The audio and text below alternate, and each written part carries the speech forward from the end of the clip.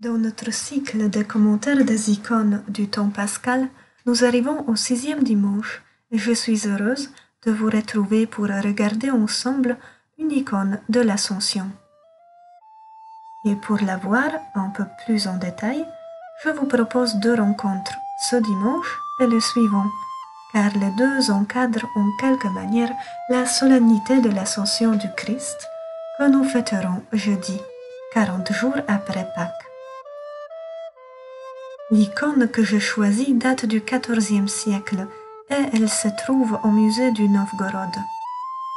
C'est une icône de grande taille, plus de 2 mètres d'auteur et 72 de largeur, et elle appartenait au rang des fêtes de l'iconostase de la cathédrale Sainte-Sophie de la même ville.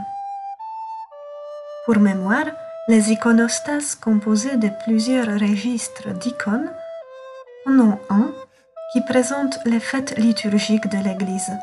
Leur nombre est variable, mais dans la plupart des cas les icônes sont au nombre de 12, ce qui a donné le nom d'Odecaorton.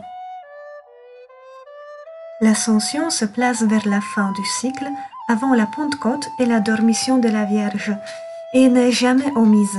C'est une des fêtes les plus importantes. L'icône, comme nous le voyons bien, est composée en 2 niveaux.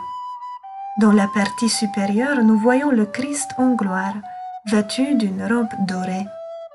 Sa main droite est tendue dans un geste de bénédiction, tandis que la gauche tient le rouleau de la bonne nouvelle.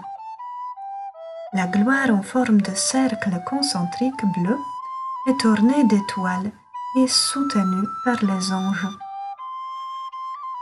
Dans le registre inférieur, la place centrale est réservée à la Mère de Dieu, orante, avec les mains levées en prière. Elle est représentée de façon traditionnelle, vêtue d'une tunique bleue et du manteau pourpre couvrant sa tête et ses épaules, appelé maphorion. À ses 2 côtés, nous voyons les 12 apôtres et 2 anges indiquant le Christ montant au ciel. Entre les 2 niveaux de la composition, nous apercevons 3 petits arbres qui sont là pour nous rappeler le mont des Oliviers. Comme nous l'avons dit, l'icône date du XIVe siècle et elle a été peinte en Russie. Mais cette formule iconographique et la façon de composer la scène sont beaucoup plus anciennes et nous pouvons voir à quel point les iconographes furent fidèles à cette représentation pendant les siècles. Allons voir 2 autres images de l'Ascension. Les 2 datent du VIe siècle. La première, c'est une icône à l'encaustique, une technique qui utilise la cire fondue pour y diluer les pigments. Elle vient du monastère Sainte Catherine du Sinaï. Tous les éléments y sont 2 niveaux, le Christ en gloire porté par les anges. Ici, tous les 4 se trouvent dans la partie supérieure, la Vierge entourée par les apôtres. L'autre, c'est la miniature syrienne du Codex de Rabbula, qui contient les évangiles en langue syriaque. L'Ascension que nous voyons ici a les mêmes éléments. En plus de 2 anges portant le Christ au ciel, nous en voyons 2 autres, qui lui présentent les couronnes de gloire. Au-dessus du Christ se trouve une figure étrange, ailée, dotée de roues, avec de 4 têtes de créatures différentes. C'est le tétramorphe de l'Apocalypse qui proclame « Saint, Saint, Saint, Seigneur, Dieu, Maître de tout, qui était, qui est et qui vient ». Dans la tradition, les 4 vivants sont associés aux 4 évangélistes, le lion pour Marc, l'homme pour Matthieu, le bœuf pour Luc et l'aigle pour Jean. Nous allons revenir aux détails et à leur signification la semaine prochaine.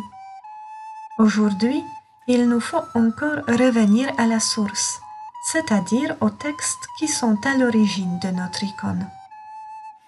Bien sûr, la source première, c'est la Bible. Le Nouveau Testament nous donne 3 textes qui parlent de l'ascension du Christ.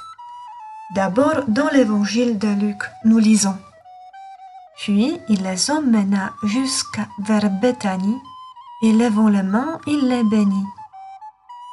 Et il advint, comme il les bénissait, qu'il se sépara d'eux et fut emporté au ciel.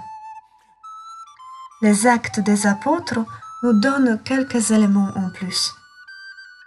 Sous leur regard, il s'éleva, et une nuée le déroba à leurs yeux. Et comme ils étaient là, les yeux fixés au ciel pendant qu'ils s'en allaient, voici que deux hommes vêtus de blanc se trouvèrent à leur côté. Ils leur dirent: « Hommes de Galilée, pourquoi restez-vous ainsi à regarder le ciel? Celui qui vous a été enlevé, ce même Jésus, viendra comme cela, de la même manière dont vous l'avez vu s'en aller vers le ciel. » Alors, du mont des Oliviers, ils s'en retournèrent à Jérusalem. La distance n'est pas grande, celle d'un chemin de sabbat. L'Évangile de Marc fait une courte mention de l'Ascension, disant que le Seigneur Jésus, après avoir parlé, fut enlevé au ciel et il s'assit à la droite de Dieu. L'évangéliste Jean ne raconte pas cet événement, mais il met dans la bouche de Jésus, lors de la dernière scène, plusieurs paroles qui annoncent son départ vers le Père, et ce sont justement les passages que l'Église latine, la nôtre, a choisis pour les dimanches du temps pascal qui précèdent la Pentecôte. Surtout l'Évangile du 7e dimanche nous parlera beaucoup de la gloire. Et maintenant, glorifie-moi auprès de toi, Père, de la gloire que j'avais auprès de toi avant que le monde existe. Il y a aussi un texte très ancien, ou même deux, que l'Église proclame tous les dimanches. Ce sont les deux formules du credo. Dans le credo de Nicée-Constantinople, dont le nom nous vient de deux conciles du IVe siècle où il a été élaboré, nous disons avec tous ceux qui nous ont précédés depuis ce IVe siècle. Il ressuscita le 3e jour conformément aux Écritures et il monta au ciel. Il est assis à la droite du Père, il reviendra dans la gloire pour juger les vivants et les morts, et son règne n'aura pas de fin. De même, dans la version plus courte du symbole des apôtres, le 3e jour est ressuscité des morts, et monté aux cieux, est assis à la droite de Dieu le Père Tout-Puissant, d'où il viendra juger les vivants et les morts. Les deux textes mentionnent l'ascension du Christ inséparablement de son retour glorieux.